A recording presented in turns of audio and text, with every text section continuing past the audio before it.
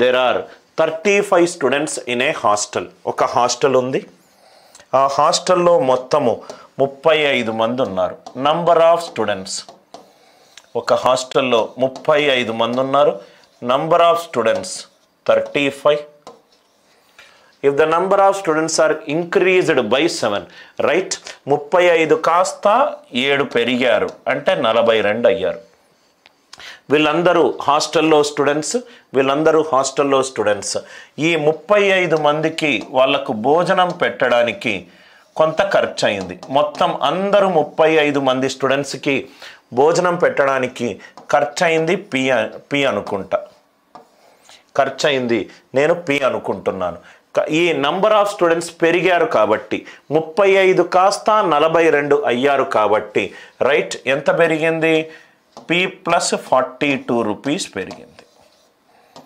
ఇక్కడేమో 35 మందికి భోజనం పెట్టడానికి పి ఖర్చు అవుతే 35 మంది కాస్త 42 మంది అయ్యారు.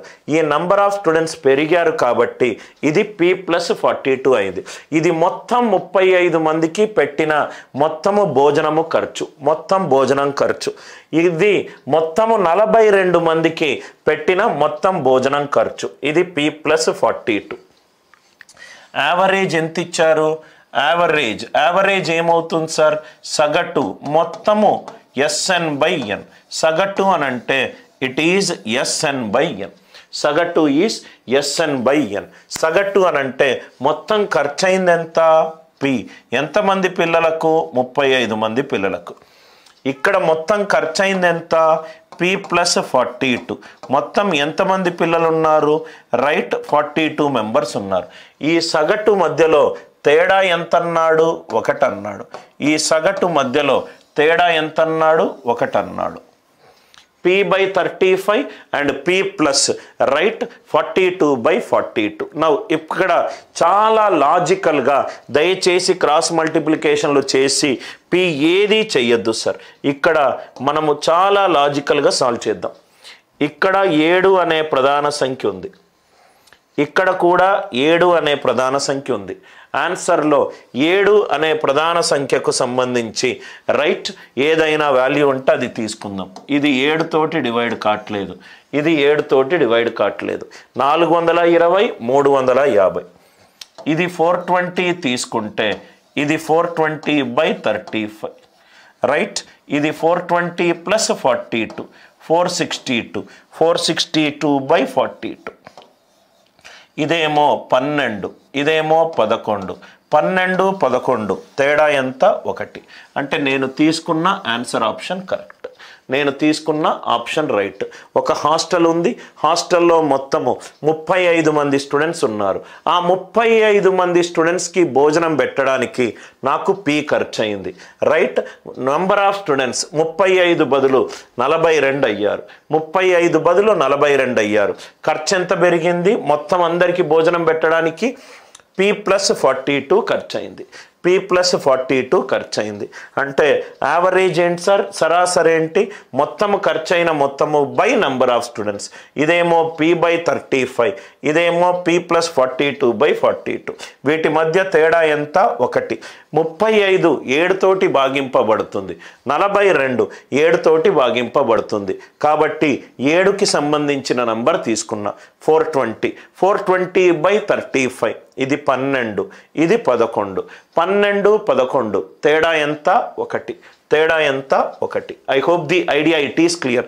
A certain some invested time certain time it's amount to. Amount ఎంత ఇచ్చాడు? రైట్ 150.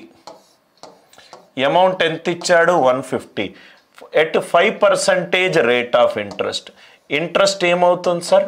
ఇంట్రెస్ట్ ఇది ఎంత అవుతుంది? 5%.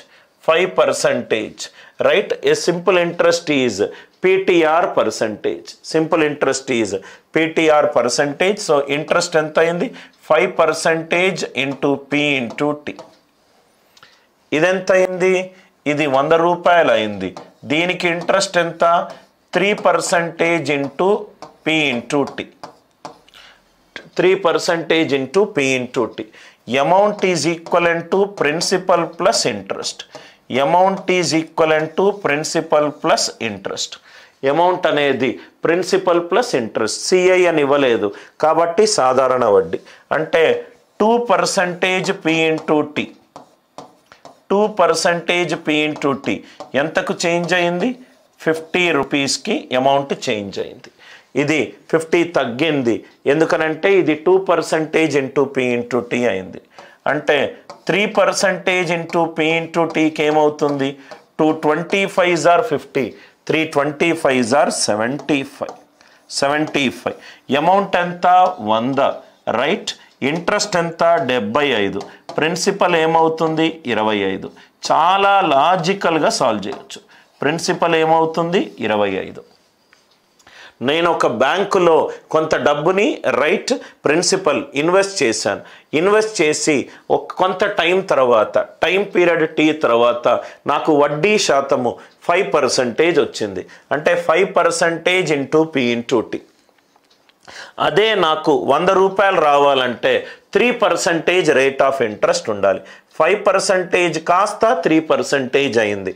అంటే ఎంత తగ్గింది? 2% P ఇంటూ టీ. ఇది ఎక్కడి నుంచి వచ్చింది sir? Simple interest is PTR percentage. నేను ఇక్కడ ఇంట్రెస్ట్ని ఇలా రాసుకుంటున్నాను. R% ఎంచిచ్చాడు? 5%. ఇది P, ఇది T. ఇది 5% ఇంటూ P ఇంటూ టీ, ఇది 3% into P into t. Difference ఎంత వచ్చింది? 50. ఇక్కడ డిఫరెన్స్ ఎంత వచ్చింది? 2%. 2% P ఇంటూ టీ 50 అవుతే ఈ 3% P ఇంటూ టీ ఎంత అవుతుంది? 225s are 50, 325s are 75. 100 రూపాయలు తీసుకున్నాను, దాంట్లో వడ్డీ 75. అంటే నేను అసలు ఎంత? 25. అసలు ఎంత? 25. I hope the idea it is clear. So డైరెక్ట్గా మనం చెప్పొచ్చు 5% 3% అయింది అంటే వడ్డీ 2% పడిపోయింది. దానికి అమౌంట్ ఎంత పడిపోయింది? 100 పడిపోయింది. 2%కి 100 పడిపోయింది. 2% 100కి పడిపోతే 3%కి 75. 100 మీద 75 తక్కువ ఎంత? 25.